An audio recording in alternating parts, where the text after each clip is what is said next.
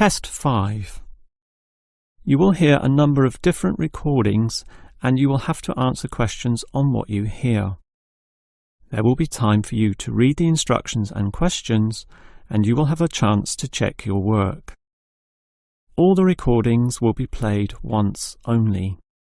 The test is in 4 sections.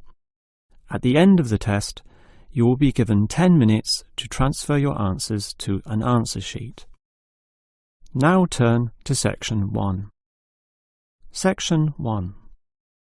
You will hear 2 flatmates, Tom and Richard, talking about their new flatmate who has just moved in the week before. First, you have some time to look at questions 1 to 6.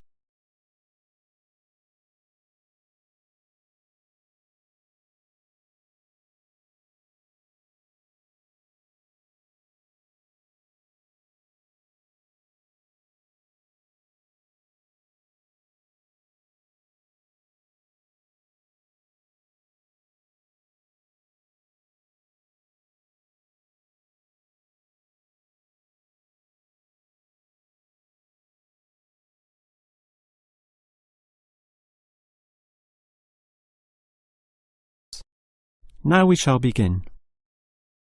You should answer the questions as you listen, because you will not hear the recording a second time. Now listen carefully and answer questions 1 to 6. Hi, Richard. I'm glad I caught you here.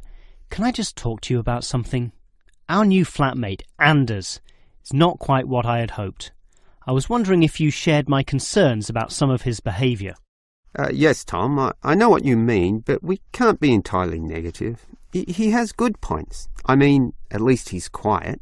He doesn't play loud music all night or bother others or turn his TV up, disturbing everyone. Sure, he's quiet, but remember our last flatmate? He'd say hi to you and smile and treat everyone politely. In comparison, this new guy is very impolite. He just grunts in reply and sometimes ignores me altogether. I guess that's just his way, just his character.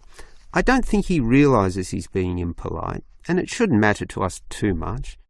We can just ignore him too and quietly live our own lives. But his friends are hard to ignore when they visit. I know what you mean, but how often does that happen? I rarely see them, maybe once or twice a month. If they came more often, it might be a problem, but as it is, such rare visits don't matter so much. Wouldn't you say so? Well, I'm not sure, since it's very obvious when they're here because of all the cigarette smoke in the house. It stinks up the place, and you know we don't allow smoking on the premises. Well, I've never seen them doing this. Maybe they do it outside. Perhaps we can talk to Anders about it. Always remember, though, in one respect, he's a good tenant. And it's the most important aspect. The previous flatmate would always pay the rent late. I know what you're going to say. This guy pays promptly. But there's more to being a good tenant than prompt payment. I mean, you need to turn off the TV, clean up your dishes, dress respectably, be polite, and so on. I guess what I'm saying is that basically you need to cooperate with the others, and this new guy fails significantly in this respect. Okay, I suppose you have a point there. Before you hear the rest of the conversation, you have some time to look at questions 7 to 10.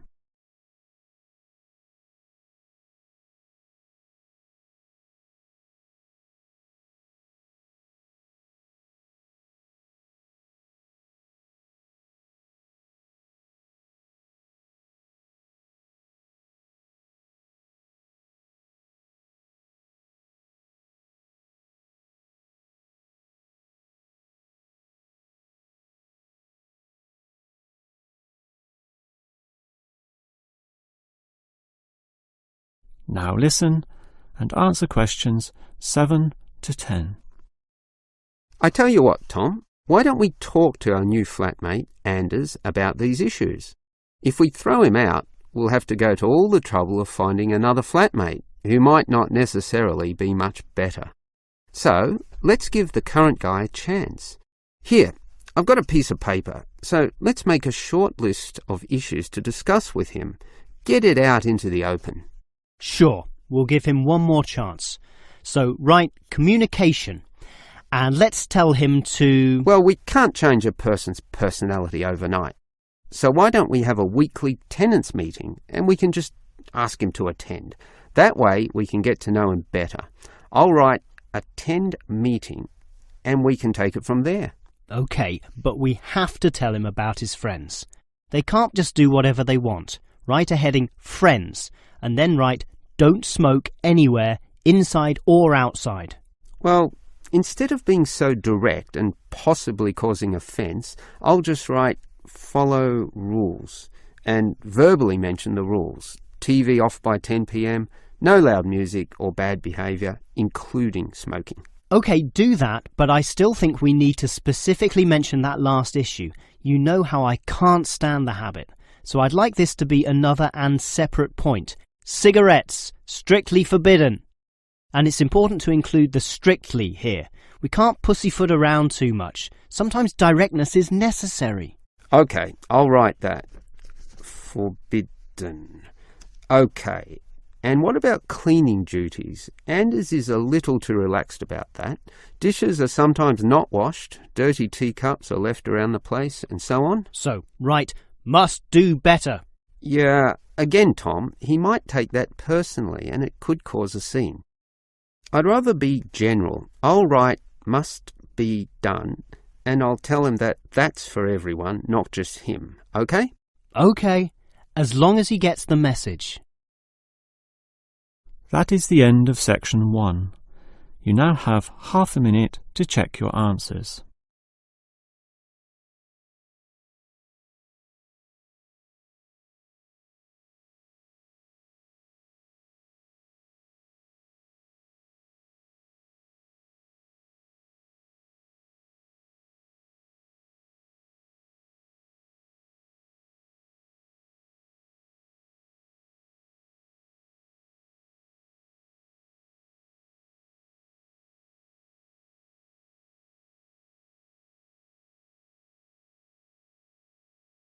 Now turn to section 2.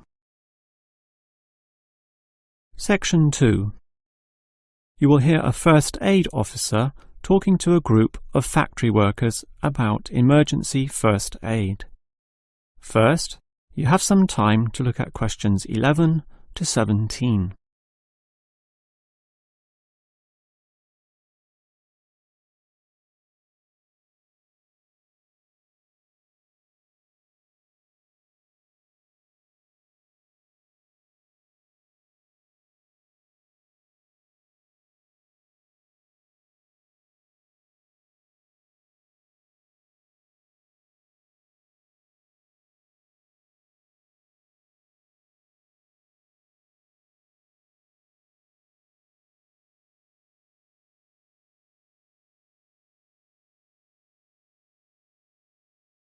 Now listen carefully and answer questions 11 to 17.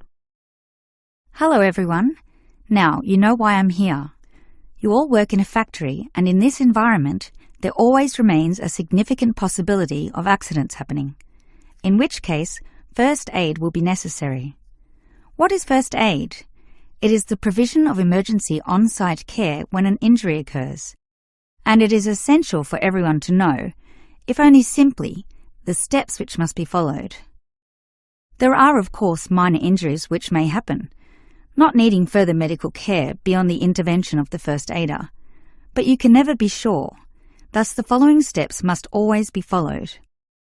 These can be abbreviated to the words Dr. ABC, in other words, D-R-A-B-C. The D stands for danger, and that's the first issue to keep in mind. When an accident happens, immediately ascertain that the environment is safe. That, for example, nothing else will fall or break or cause accidents. If you, the first aider, are also injured, the problem is even worse. The R stands for respond. You must then ascertain the best response. Once all the danger has been eliminated and the distress calls sent out, the appropriate action is, obviously, to help the injured party. Alright, that leads to A, which stands for airway. In order to stay alive, all people need to have an open airway to allow breathing. A conscious person will automatically clear their own airway. But if unconscious, this may not happen. The brain is stopped or hindered from properly directing the body, and, obviously, in the worst case, death can result. For this reason, the injured person is normally put into the recovery position. Placed on the side, tilting the head back and ensuring that there are no blockages in the mouth. To free any such blockages, the back can be slapped or the chest compressed, allowing anything to be spat out. Now that the airway is free, check for B, or breathing. If breathing is not happening or is irregular, the first aider may have to assist with what is technically known as cardiopulmonary resuscitation, or more commonly, CPR. This involves breathing for the patient through mouth-to-mouth contact, while periodically massaging the heart through compressions to the chest. This combination allows blood and oxygen to flow around the body, keeping the patient alive, hopefully until medics, such as doctors, advanced first aiders, or ambulance staff arrive.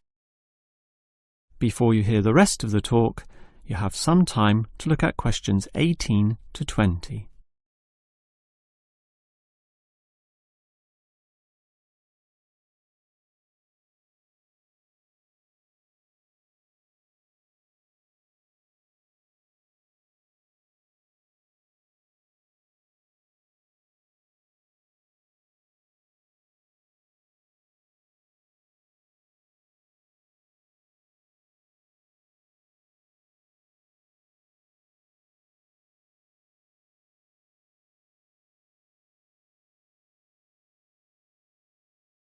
Now listen and answer questions 18 to 20.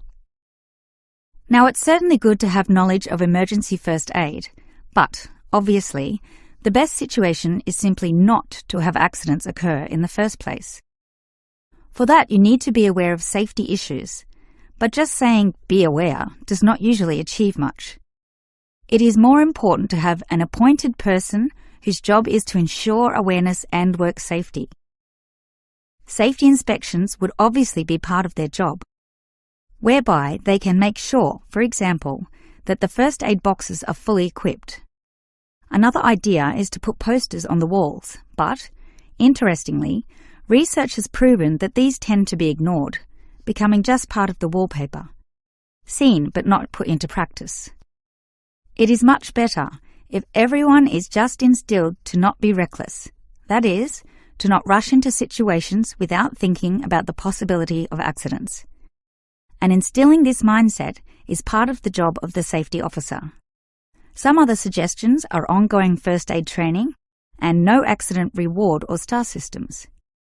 These have had some success, but nothing beats a regular meeting, say once a month, in which the subject of safety is brought to the attention of everyone, and any outstanding issues related to this are thoroughly discussed. That is the end of section 2. You now have half a minute to check your answers.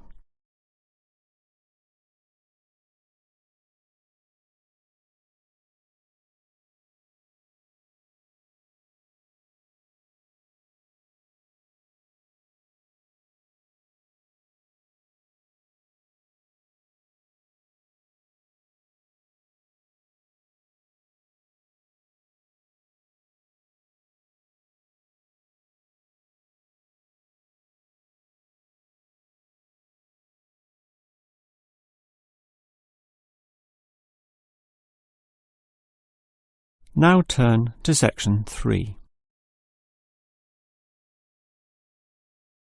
Section 3. You will hear two students, Frank and Nicole, discussing their research on university waste. First, you have some time to look at questions 21 to 25.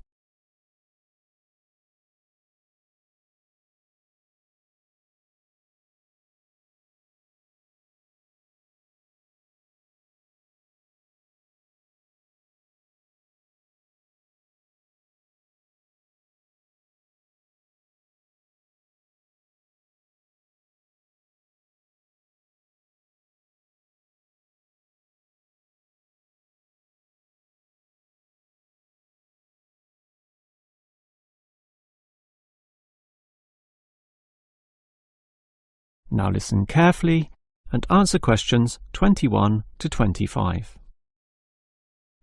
Hi, Nicole. As you know, we've got to decide on the best ways this university can reduce its waste. You inspected the eastern campus and I did the western buildings. Did you do all the interviews as well? Yes, I interviewed all the staff, who made some good observations, and I interviewed some of the students. The students said little that was interesting. They don't seem to care that much. It was the cleaners, surprisingly, who revealed the most relevant facts. That's not surprising to me. They empty all the bins, so they see the waste firsthand, whereas the staff just throw things away without thinking. What item was most commonly disposed of? Well, it really depended on where I interviewed. In the cafeteria precinct, obviously paper plates and cups were thrown away all over the place. There was almost no attempt at recycling. However, across the university in general, it was paper copying that filled up most bins, far more than plastic or other forms of waste. Do people care about this, then? Well, some do, if you can believe them. I must have interviewed about 30% of customers in the cafeteria, and the results were mixed. Out of all the people I interviewed, well over half, maybe about 55% of them, were quite honest about it, telling me that they had little concern. The other fraction, 45%, were more troubled. Yes, but do they do anything about it? Surprisingly, quite a significant percentage do something, even if they aren't particularly concerned. I mean, small things.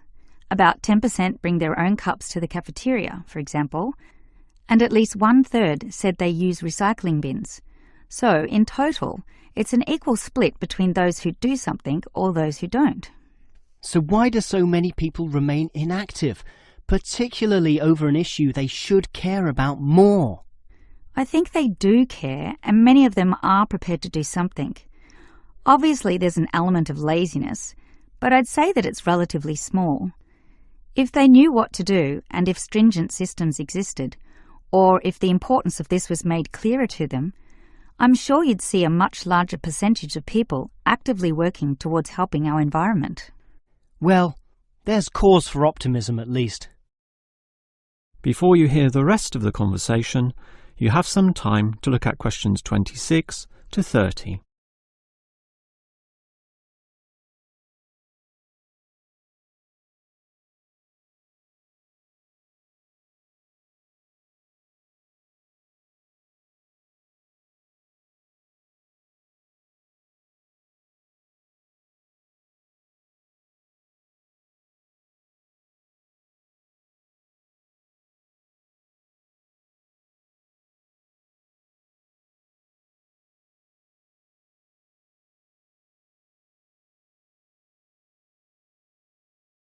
Now listen and answer questions 26 to 30. Clearly then, there's a significant waste of paper here at this university, so I've worked out one practical suggestion which could help reduce it, specifically the waste from the excess photocopying. Let me hear it then. Obviously, for a start, we've got to ensure that people, including the staff, without exception, copy both sides of a page. We can't tolerate single-sided copying. It's just far too wasteful. Absolutely. Just more trees being chopped down. But as people are doing copying, there may be adjustments and practice copying, producing single-sided copies or blank pages not wanted and not intended for use. These need to be deposited into a tray for intended recycling. You know, for recopying onto the blank side of the page. But people don't usually do that. I'm afraid it's just human nature. No matter how unimportant the copying is, they prefer to use fresh paper. Yeah, I agree with you, which is why you need to display these papers right in front of everyone with a clear sign, "Please reuse," to make it easy for them to do so. They still won't do it. I know. That's why you take some of these papers and regularly stack them inside the copier in a special tray once a day, say in the morning. Well, that's getting better, making it easier for them to use the paper. But still, I'm afraid many won't. That's why you allow everyone to select this tray when copying. You distribute numbers or codes to every person, giving them special access to this recycling tray. Every time they use papers from this, it's tallied up to their account. I know I'm sounding a bit negative, or even cynical here, but why should they bother using that tray? Because the person who does the most copying from this recycling tray gets, say, a cinema pass or lottery ticket or some other sort of reward. Oh, right. Now that's a system which might just work. Let's trial it in the office and see what happens. That is the end of section 3. You now have half a minute to check your answers.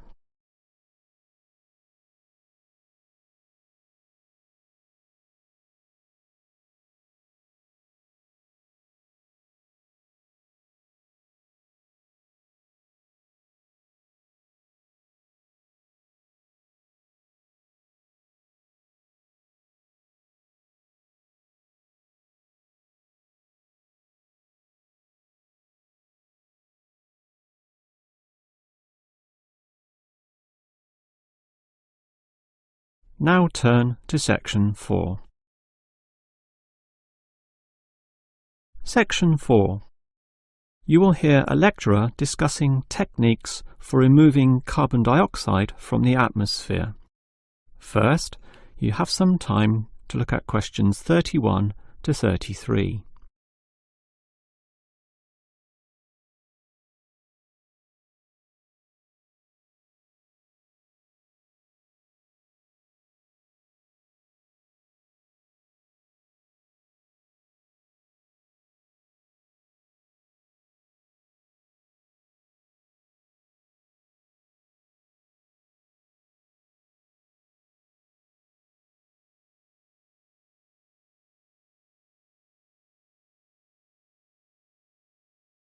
Now listen carefully and answer questions 31 to 33. We all know about the role of carbon dioxide in causing global warming. Obviously, society needs to reduce the release of carbon dioxide, otherwise known as CO2. This gas comes from the burning of fossil fuels, such as coal and oil, and it is virtually impossible for society to prevent or even limit such activity. Our need for energy and power is just too great.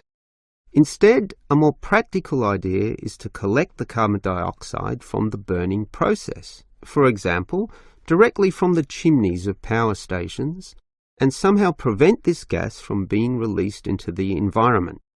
To do that, you need to store it somehow, and that has to be essentially forever. It is perhaps for this reason that many believe that, rather than storing the carbon dioxide as a gas, it is better to react it with metal oxides, such as magnesium or calcium, which results in the formation of a hard carbonate material. The gas is, in effect, turned into a stable and unreactive solid, which can simply be dumped anywhere. This process actually occurs naturally, although very, very slowly, and is one cause of the surface limestone in the world. But this slow reaction speed is the problem. Even when enhancing this process through high temperature and pressure, or pre-treatment of the mineral, it is still far too slow to be economical. One other technique which has been suggested is to pump the gas to the bottom of the ocean, where it would react with compounds in the seawater, forming carbonic acid. However, this alternative has now been ruled out.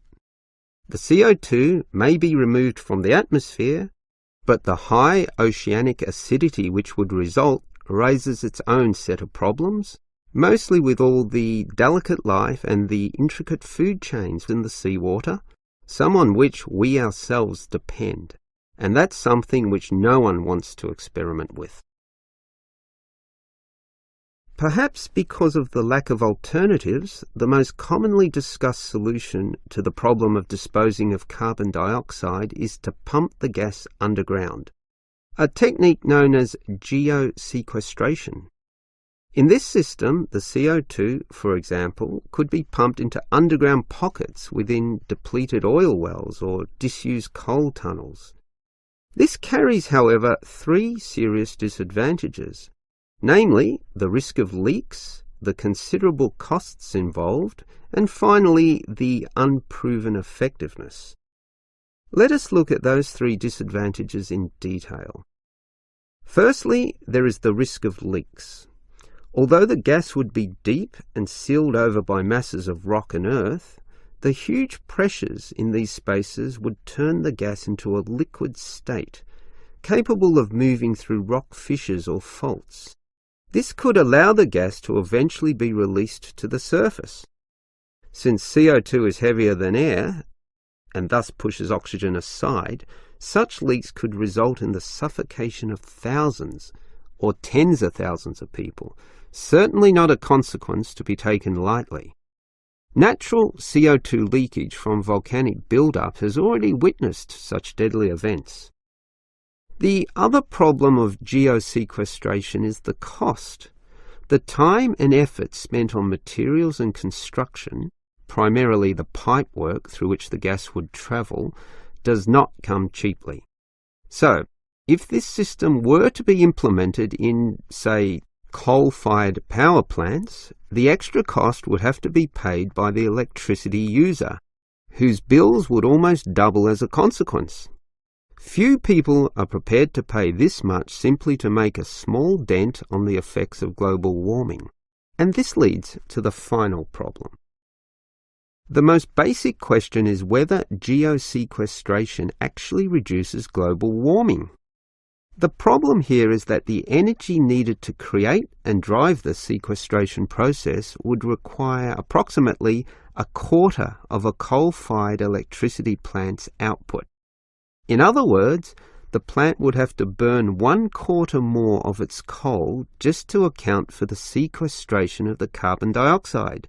And with coal producing other noxious pollutants, such as sulfur, ash, and heavy metals, the environment is hardly benefited at all. Nevertheless, there are many active experimental efforts underway, primarily in oil production sites. These are small, but intensively monitored and analysed.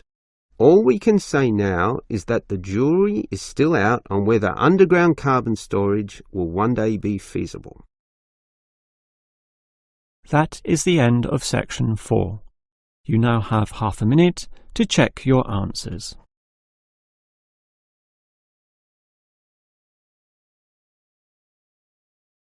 That is the end of the listening test. In the real IELTS test, you would now have 10 minutes to transfer your answers to the answer sheet.